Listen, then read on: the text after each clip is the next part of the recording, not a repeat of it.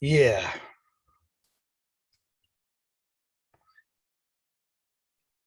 So part of what we're doing here is trying to get a new platform for these meetings. I know nobody's on yet, but I'm just talking. We need to find a new platform to get people easier admitted on here and be able to spend more time on time. So we're working on that soon. Yellow. Hello. Right. I was talking to myself to start since nobody was on, so I just started talking to myself. Oh, you're so cute. I was trying to figure out how I was explaining how starting a new style of platform for this thing get people a little bit easier access. I mean, everything I hear from people right now about, oh, I literally just talked to people. Went to grab food. The internet's not working at the house, so I'm literally sitting in the car hooking to my phone, and I'm like, like, you have a podcast? I was like, yeah. Like, I didn't know that. It's pretty public. I mean, if you didn't scroll by my name on your feed, you probably just know that I do that. But that's how everybody knows each other, very on the Guys. top level of what's happening, right? So I was just blabbing about what before you guys picked up on, like, you gotta be a more streamlined way to get people on, because it was like, oh, it's on Zoom. Like, what the fuck is Zoom?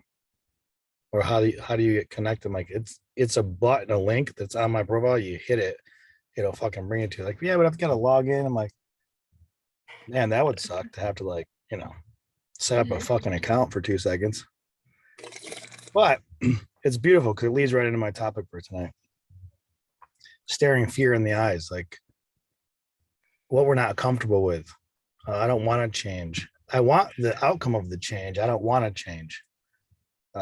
Is a common thing over and over in what I hear, and not even a deep conversation, a surface level conversation from somebody that's sitting next to me. I can hear it in simple conversations of, this is why I always, I can't get, the poor me kind of start of a conversation, or the list of things why it's not happening, is really just, if you tear it down, it's really just the fear that they won't face, and how hard it is to take on the fear that you have to make a solid change to see a different outcome. So staring fear in the face, welcoming it into your living room. There's this, to me, I love these movies. A lot of people don't, but anything with a Will Ferrell in it, like these old schools or Talladega Nights, these dumb humor for 2 hours movies that have really no agenda to them. To me, there's so many things in those that are so real. That's why I think they're funny. And in Talladega Nights, there's a moment where his dad, who's not been in his life, teaches him to come back and face the fear of him crashing the car and not wanting to race anymore. He won't get in a race car. And the first thing he does is he brings him outside to his supercharger and gets out. He's like, all right, you're going to get in this car and you're going to go fast. And he opens the door, there's a fucking bobcat in there. A cougar, a live cougar. And it's almost bit his face off. He slams, like, what the hell? There's a fucking cougar in the car. He's like, I know there's a cougar in the car. I put it in there. He goes, you got to face the fear if you're going to get over the fear. Now, what a funny moment in the movie. It was hilarious, the whole bit, if you watch it. But essentially, that is the lesson. Like, whatever you're most scared of, you have to face it if you want a different outcome of how it treats you in life. If you're scared to get your worth, you got to face it so you know your worth. If you're scared to change the way you date or your commitment level, if you're scared of a fucking spider or a roller coaster, if you're not willing to face it, you'll never overcome it. Now, some fears can stay on the left, and who cares? Maybe I'm not interested in overcoming the fear of spiders. It ain't going to change my life. Who gives a shit? But if you truly care about something that keeps coming up as a pattern in your life, it's like, this always is happening to me. Instead of the reasons why it happens to us, how about we dig to the core of why it's happening, right? Like Amber and I discussed earlier that everything is us. No matter what we're doing, it's us. It doesn't matter if I broke up with this girl and well, it was because she was this, that, and this, or she didn't do this, that, and this, or this job, this boss doesn't get me. He doesn't get my skills. I'm amazing. I can't believe he doesn't see it. Fuck him. I'm out. It's always a start of a list. Even if it's one thing, it's the one thing that starts a list for you to make an excuse for yourself to not change something about yourself to change the outcome what you will receive. So if we're going to live in that world, who's doing anything for anybody? None of us. Because if I'm in a relationship with somebody and we both leave it and we both tell our group of friends, he was an asshole, and I'm like, yo, she was a bitch. Well, we both pointed the finger in the other direction, so nobody actually learned anything. So now I'm gonna go to my next relationship thinking I was right and doing the same pattern and not facing the actual hard shit that was my 50% of the responsibility in that situation. So face the fear, look it in the eye, welcome fear into your living room. Welcome the things that you're most scared of. Bring them in there, feel the emotion, cry about it, get upset about it, feel it all the way, and then make it a priority to do something about it. Because if it doesn't make you feel something, it ain't real anyway. If it makes you emotional, if it hurts you, if it's deeply embedded in you, it puts you in a position you don't like, that should be enough excuse to say, I'm going to wake up tomorrow and I'm going to make an actual application of change in my life, not say I'm sorry for doing it, not say I'll never do it again, it's not me, or come on, you're better than that. Like this bullshit self-talk that we do, I've done my whole life. It's like, well, I'm doing so many good things, this is just a blip, it's all good, weighing it out. Like there's so many people doing worse things, this can't be a bad thing. That's another bullshit excuse. If it's important to me, I need to turn around, I need to face it in the eye like the cougar in the car, knowing that if I get in that fucking car and I'm not ready, I might get mauled. But also knowing if I'm ready to face my fear, that I can sit next to him and that same animal is going to treat me with respect. Just like dogs and cat people. Like some people can walk around any dog. I'm one of these people. Like, yo, don't touch him. He's a little aggressive. I've never had a dog come at me. I get near it, start petting its ears. We're all good. We're best friends. That's my skill. Like, but if I'm scared of any animal, we know this, you're scared of an animal and you bring that fear to them, they feel it. The energy's connected. It's not just a human thing. It's human, animal. It's everything. It's fucking raw. It's an emotion. It's felt. So when we come into a new relationship and we're bringing that fear on our face and our heart and our soul, that somebody else can feel it on you, they're going to attack you because they're trying to live in protection mode now. Even if we're good. I like this girl. I like this person. I like this job. I like this situation. It's good for me. Wait, why are they coming at me? Instead of pointing that way, it's like, yo, what did you put off to have somebody else go into fight or flight and react like that to you? And that's the part right here I'm talking about by having to do this in my car.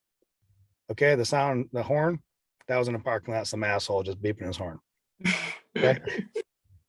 But we're gonna go through it. I'm gonna pretend like it didn't happen. We're gonna keep going.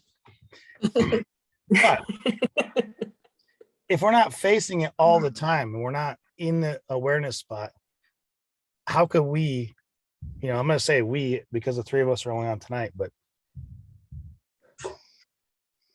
you guys know what I mean by we. How can we be there for anybody else in the way we want to be? We talk about like showing up, really like putting all of our effort into somebody else's wellness and being and trying to help them see a different light. How can we possibly show up in that way for anybody else if we can't face our own fear and notice like, yo, the real hard stuff is in looking at it, inviting it into my heart, because fear is part of it, failure is part of it, all that stuff's part of it. Invite it into my home, live with it, be comfortable being with it, understand myself at the highest level so that I can help the unenlightened, the people that don't want to face nothing, that want to have the band-aid, they want to say sorry a million times, they want to be um in that relationship, like for me, Amber can relate.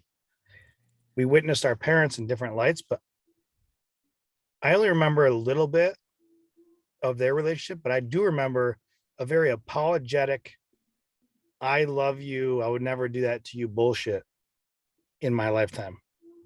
Not like Amber saw it probably a lot, many more years than me, but I remember enough of seeing this no backup plan to the actual apology, no action to it, no like, I'm sorry, I love you, I'd never hurt you like that, I do apologize, and here's what I'm going to do to make sure it never happens again. That's what we're missing, the last part. And abuse comes in many different ways. It's not always physical, it's not always mental, there's so many levels of abuse that most of the time, if it's not physical, we just don't recognize it as abuse. It's putting you in a place where you don't want to be. It's putting you in a place of toxicity. It's putting you in a place that you told yourself you've never been, and you accept it because it's not that bad.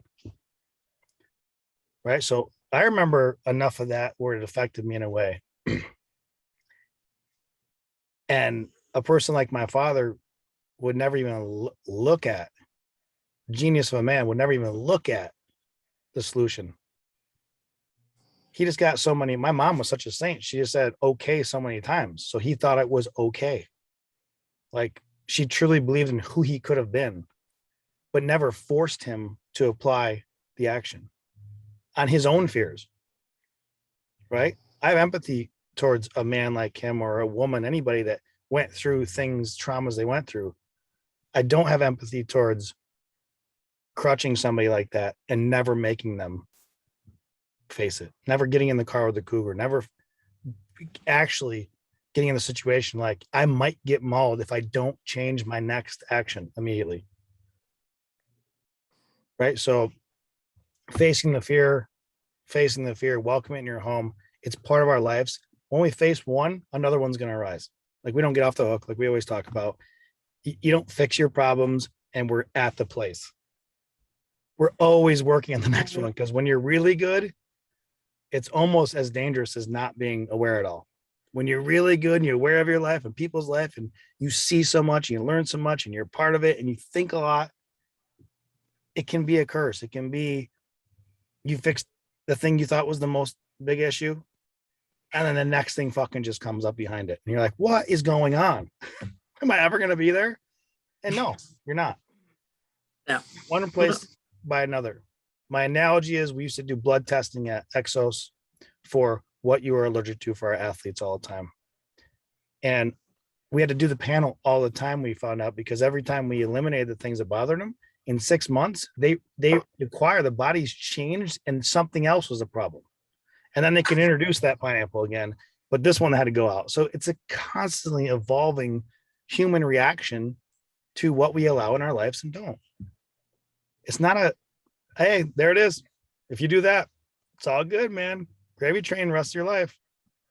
No, it's one thing at a time, one fear at a time. Always invited in. Failure is good. It's growth, it's strength. So looking straight in the eyes of fear and then deciding, is it a priority to me? Like, I hate spiders, but am I going to go to a spider seminar? No, because I don't really give a fuck. It does not affect me in my life. When I see one, I step on it or I just walk the other way. I'm not going to go get certified in how to deal with spiders.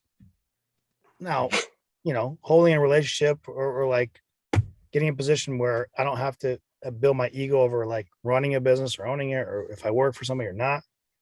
Those are things I truly have to look at and be okay with inviting them into my home, feeling safe around it, knowing that it's mine anyway. That's the other thing about fears. They're yours. You own them. Somebody didn't put that on you. Somebody didn't bring it to your house and try to rob. It's like that fear. It's like they're robbing something from you. most of our internal fears we own them. They're ours. Like we put them there.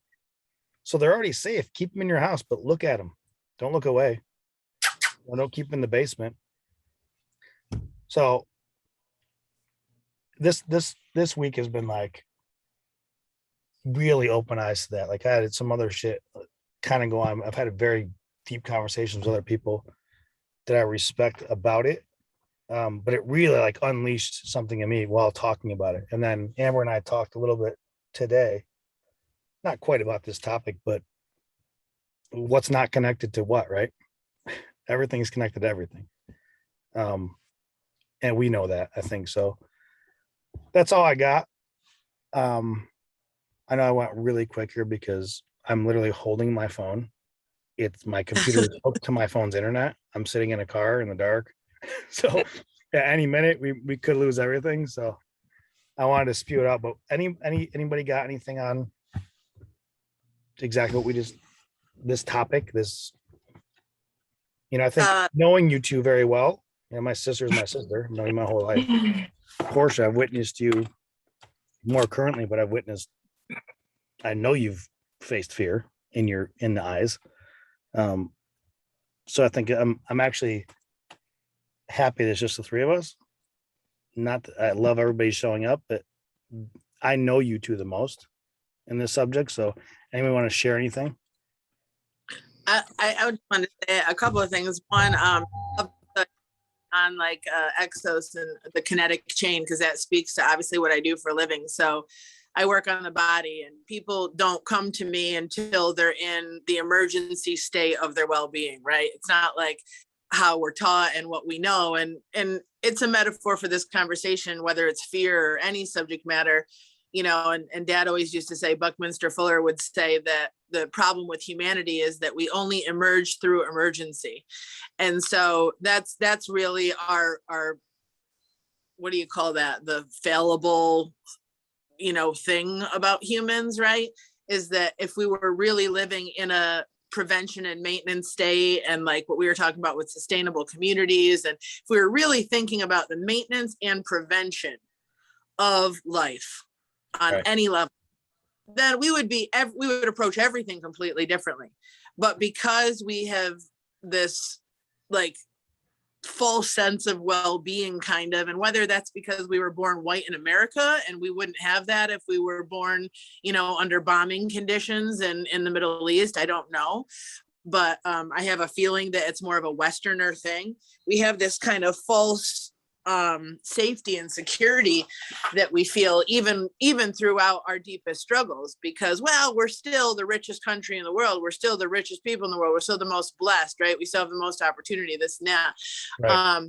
But so my clients will come to me and, they're in such an acute phase of contraction in their body that, I'll start to work on one area, and that might seem the biggest emergency or the biggest problem, and work on that for 6 weeks or whatever it is. You get that out of the way. Well, guess what? Now, because that was the loudest, squeakiest wheel, now this other thing is presenting itself and has become very, very loud. Now it's not in their shoulder, it's in their hip, and now it's in their foot, and now it's in their right. So like you said, it's a chain reaction, a kinetic chain, and life is like that on all levels, from the ecosystem down to our personalities and identities.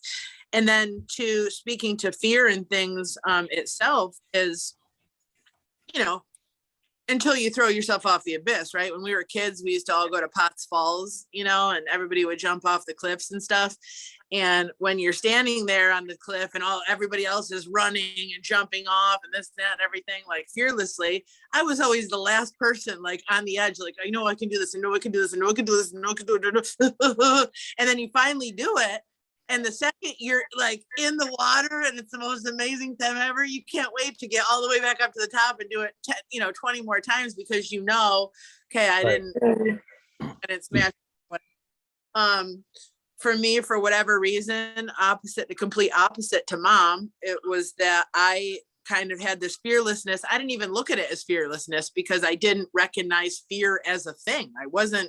The only thing I was ever afraid of was somebody hurting someone else, because I was such a deep empath. Like me witnessing people getting hurt that was always that was the thing that always was boiling inside of me and bubbling up Yeah. inside me. That was always my biggest fear is I don't want anyone to get hurt. I don't want anyone to get hurt, you know, and that was probably a product of my environment. But when it came to like getting in a car and driving to California in the middle of the night with no plan and $250 in my pocket, zero fear. Like could have been killed, maimed, stolen, kidnapped. I mean, 8 billion things could have happened. And I never even considered one of them, you know? And so I didn't have it like that. But then as time goes on, you know, my bigger fears were, again, in stripping down who I was and figuring out who I was, you know, what am I really afraid of? And I think for the longest time, again, witnessing mom's life, it was like, I'm afraid to be alone. And then, you know, 20 years goes by and I realized, okay, well, just because I'm afraid of it doesn't mean I'm not a boss at it. I mean, I can be alone. I can obviously take care of myself. I can pay bills and, you know, support myself, all these things. But what is it that I fear about being alone? That innately something is wrong with me, or that I don't know how to live well with others, or the pack smells something on me, or, you know, like, I mean, right? All these different weird internal dialogues that you have, especially, again, being us, this audience particularly, we're all very deep thinkers and critical thinkers. And so it's hard to just kind of, I don't really get a lot of moments of just sitting with bliss. As far as, you know, I'm grateful all the time, but like, have you guys seen that movie, I Heart Huckabees? And there's that part where they're sitting on a stone that they're protecting with police tape. And like that stupid part in Talladega Nights, they would slam a kickball or a dodgeball on their forehead for just that one moment of, and they kept just bouncing the ball off their forehead, just like they have one moment with no thoughts, right? You know, and all throughout the movie, they're talking about that. Like, how do I just get to a thoughtless place where I'm not fucking thinking, you know? And that then becomes the fear, is like, will I ever just not think of everything all the time in my projected holographic universe, no matter whether I'm with eight people or 30 million people in a stadium? I'm always alone with my own thoughts, you know? Yeah, I think that answers that no, is the real, right? That's why I think people turn to drugs and numbing devices and turn away. Right. It's so they can shut off what they think is their skill to do. Like, here's how I shut it off. And it doesn't shut off. It comes back harder. One thing before Portia you go, I wanted to say, because Amber brought this idea up to me, is I think sometimes we feel like we're fearless in our lives until it comes down to the actual fear that we've never faced, and we're terrified. Right. So like her, I have lived my life with zero fear. I've never been scared of doing anything, from jumping off a cliff at Paws Falls and doing the highest one, to leaving this country with the backpack and traveling the world.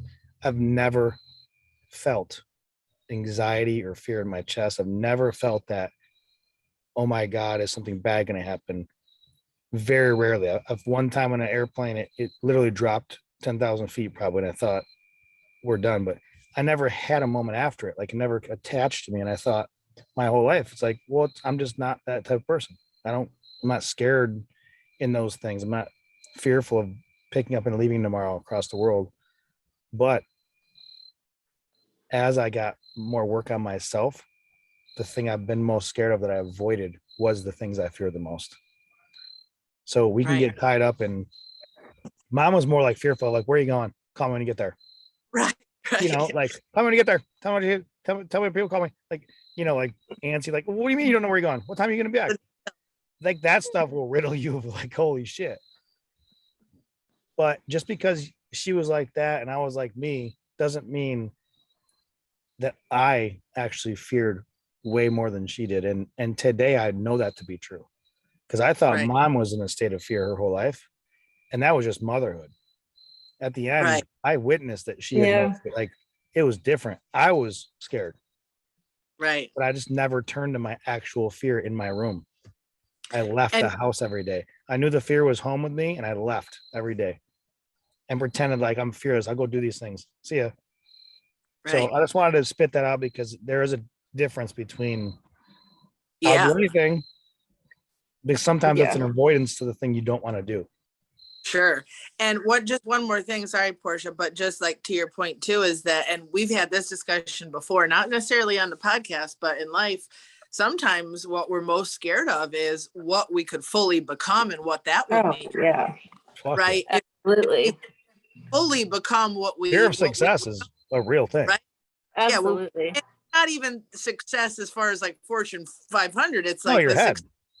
What if I make the ultimate sacrifice to become altruistic and 100%, like we've talked about, the Jesus, the Gandhi, the whatever, walk the earth, give it all up? What does that mean for me? And although that is really the true gift to like humanity, I guess, on some level, yeah, like that's the pure unknown, because that's completely outside the script of what's been imprinted on us for so long. Right. And the only other thing I wanted to add was just to the whole conversation was, for whatever reason, oftentimes, and this is where we have to dial it back to that first grader mentality when we're talking to people sometimes, because we innately know things and we've done the research and we've lived the experiences and taught so many and led so many, is that I find so often people don't even know they don't know.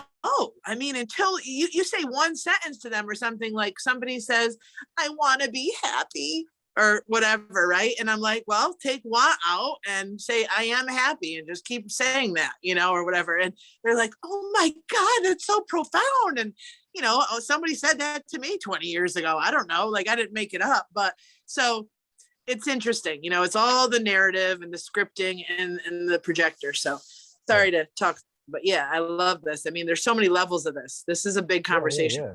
It's huge. Yeah. What you got, girl? I think like when I think of fear, I think of something that hasn't happened yet, right? Or again, like how you had talked about everything that we perceive for our future to be true, or like we've already had fear of rejection, fear of abandonment, fear of scarcity or being broke, or, fear of being unloved or not worthy, or not being good enough, or fear of like intimacy and opening our hearts again. We've all experienced those situations, and we can come at them and think like, okay, those are negative situations, and they hit our heart strong, right? Or I think what we have to think about is, I really do believe the whole reason that we had gone through those outcomes was how we had the perception of the situation in the first place. So like, when we were going through it, what did we even believe to be true for ourselves? Like who were we in that moment that it was even happening? And we can't base our security on something outside of us. Every time we choose safety from the outside world, we're reinforcing the fear, right?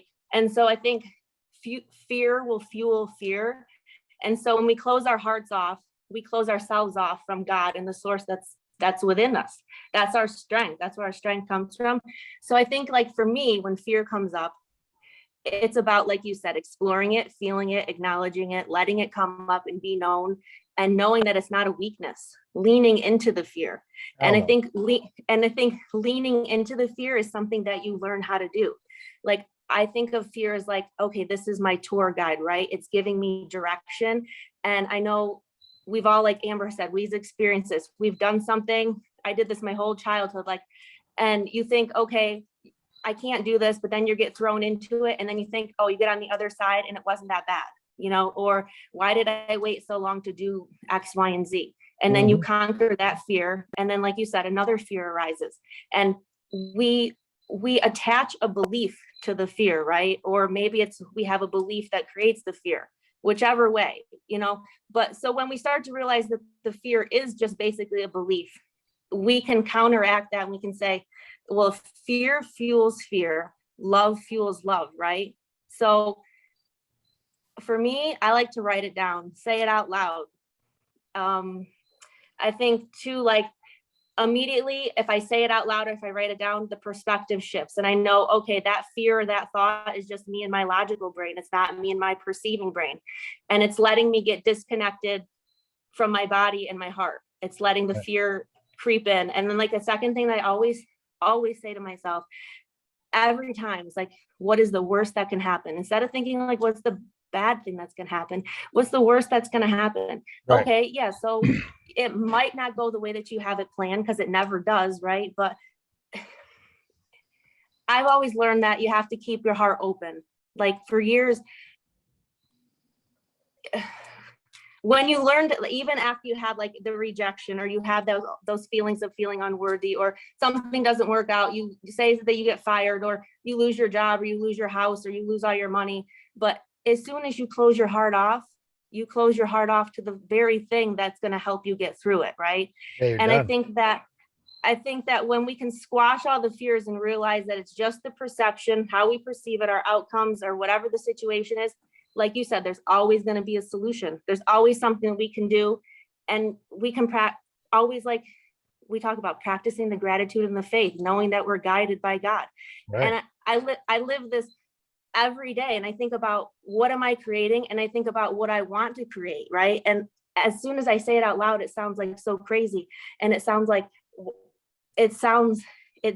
fearful, right? And I think, no, but I know I have to follow my heart, and I know that I have to lean into it, because the fear gets easier to navigate when you do start to lean into it. And then the more you lean into it, the easier to get. But I think the fear think of it as like your wisdom inside of you. Think of it as like it's telling you something, and you have to go after that. And Yeah. I think I like love one day, the fear as a tour guide. That's great. yeah, I mean, right. that really And I says think it all. like, I think though, like for me, like one day I woke up and it was just like, you don't fear as much anymore, because you already know that you'll be okay.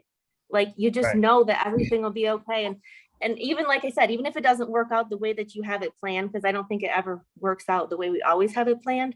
But I think that when you change the way you're thinking and the way you perceive anything in the world, everything is about the way you perceive life and the way that you just show up. And every situation, you have the choice to either perceive it in a positive way or a negative way. Yeah. So, Can you imagine? Well said. Can you imagine two things I'll bring up that you sparked is one is like these fears sometimes. I'm just rolling up my windows because we got fucking people all over the place. One is like we don't look at fear sometimes as like a weapon like that helps us, like, and we should, like fear is good. Right. yeah. And it's supposed It's to be actually there. evolutionarily. Right. And then have you ever been scared of something and you have zero reason why you're scared of it? Right. Like, people have that. They build a fear that they've never tried, witnessed, ate, done, been around, and they're already scared of it. Nothing happened. There was no incident. They just got in their mind that I'm scared of this thing, right? Yeah. A story comes to mind. Amber lived in Hawaii a long time ago, and I brought a girlfriend down there and we went skydiving. And she was absolutely terrified to go. Like in the plane ride up, she dug nails so far into my leg, both sides of my legs are bleeding. The whole way, didn't want to go. Didn't want to go.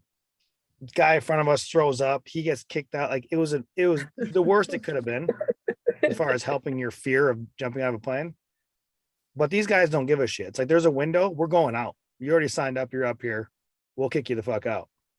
Right. We all go out. We land on the ground, and she's just like, "Oh, can we go again?" I mean, it became something she thought was so scary. It became something that almost became like, I will do this every day. And isn't that what fear is? Isn't it? And that fear? happens all the time, right? Yeah. Just coming across Absolutely. it, saying in your heart, like, you know what? I can be fearful for the rest of my life. That's okay, because it's natural human reaction. I can be scared of walking on the edge of a cliff. I can be fearful of that. But what is my next move? Am I going to face it? Am I going to walk out there, realize that it's not that scary, that it's part of living your life? Or are you going to retreat and be like, I'm just scared of it. That's just the way it is. Like, I'm never going to, because what happens is, like Portia said, fear begets fear. That one situation will turn into a different situation that have nothing to do with each other. And you'll start to live a fearful life and accept the consequences that come with it. And that shit goes deep, man. When you don't face something, it does get buried. I lived my whole life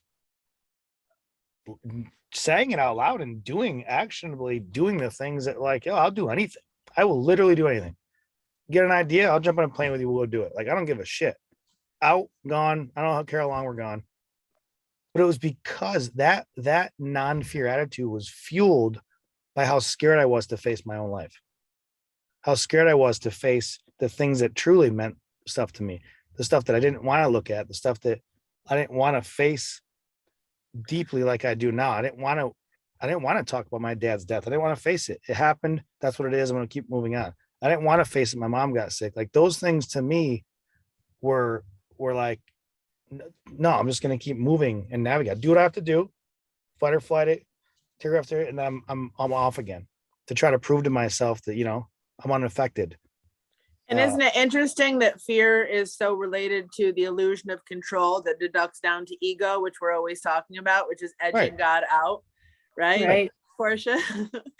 Well, the trust is, that's another thing. If we're bringing, talked much about it because this is our off week, but God is right. Like if you don't trust, you just don't trust. And part of fear and the scariness of life is like, if you don't have something to believe in, and I'm not just saying being Christian, because look, the whole world's a different religion, but we're all looking at the same thing, the universe, same thing God, we're looking at. Whatever. The creator. We're all great people. We're all created equal. We're all looking at the same thing. I don't care what it's named. The point is, if you don't have complete trust in that, and then man, you can really get buried in some of the fears. You can really get buried in your fears, your worries, because what's really happening as a fear is you don't trust yourself. You don't trust what'll happen to yourself if you go and do that thing. If I go into a crowded grocery store because I feel anxiety, I don't trust myself and my reaction I think is going to happen in that situation. So I'm just not going to be near it. I don't trust myself in this relationship. I don't trust myself in a certain job. But isn't God's message trust in me and everything is fine? Like at the basis of it, I'm not trying to paraphrase the whole Bible, but he says, trust me, I got your back. But you need to actually trust me, not fake like you do. You showing up at church on Sunday and throwing $5 in don't mean shit to me.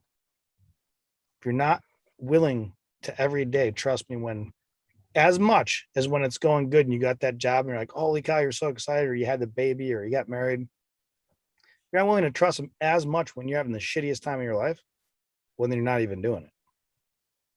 And you will be riddled by fear.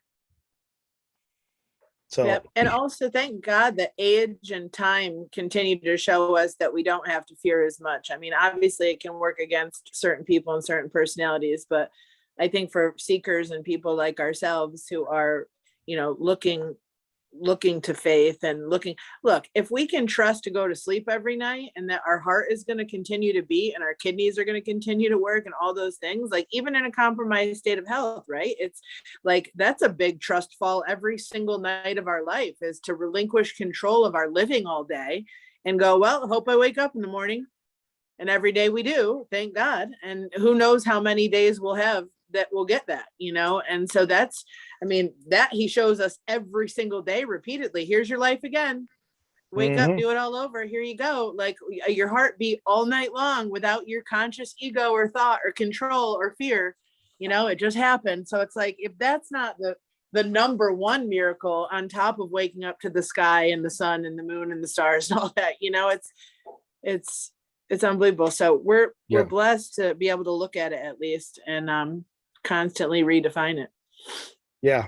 I mean, just to close up here, so we're losing it. And I'm actually, I don't even know if you just heard my last part because my screen's frozen on my side, but can you guys hear me now? Yes. Mm-hmm. Okay. Anyway, on a closing note, like this is a deep subject, I think in general. I mean, we could probably talk several weeks about the depths of this and what it means and where it comes from, where it stems and how it is and how we treat it and what we do. But I truly believe in everything we do to better ourselves has to be in the practice of what we're willing to do to change the outcome. And that's to say that it's easier to preach, it's easier to talk, it's easier to tell and help people. The hard thing is to really, really put in as much energy as we put into somebody else's well-being, because we're carers, into ourselves, and really accept it and trust it. Even though we know all we know, it's still fucking hard. And that's this conundrum of life we live in. It's like, we are put here for connection and to help others and serve and be with others. But we find ourselves in this world that's the hardest to take care of ourselves. And it's because we have our own fear of failure. And sometimes, like Amber said, sometimes it's just of launch. Like I know I'm capable, but how do I go? I'm scared of it. Like I'm scared to move. I'm scared to take the first step. What if? Or, what if it's bad? But sometimes it's what if it's good? Like people are scared of the good too, which is Yeah, fucking what if it insane you demands think too about It much of probably me? is good. It Right. probably Yeah, is what good, if it though. demands too much of me? What Right. if it wants me to be Yeah. something I'm not? What if I have to hide something about myself? What if Right. I have to live somewhere I'm not sure of? Yeah. All What the if too many people see me? The part Right. that I Yeah. don't want to be seen. So Dude, when the night I published the book and hit publish, I literally I had to take Yeah. 4 laps around in bitter cold around the Yeah. lake, just trying to get my breathing under control because I had just said it out there for the world. Like, okay, well, love me or hate me. This is all I got. and that's we're gonna get cut off here, but that's a great way to end it. That is the message. It's going to be scary. Who gives a fuck? Do it It's And the worth fuck up it. and do it. It's worth it. It's worth it. I love you Worth guys. it. We Love gotta you. go. Love you. Love Thanks you. for coming. See you next week.